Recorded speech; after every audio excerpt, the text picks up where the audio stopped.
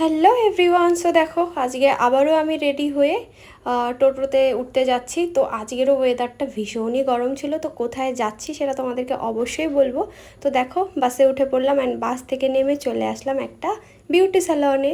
তো কেন এসছি তার জন্য দেখো আমার হেয়ারের কি কন্ডিশন, ভীষণই ড্যামেজ হেয়ার।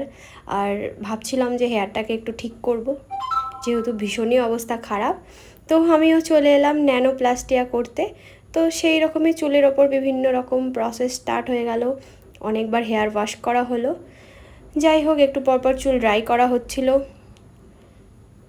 অ্যান্ড ওয়েট করছিলাম, মাঝে মাঝে একটু ভিডিওও করছিলাম।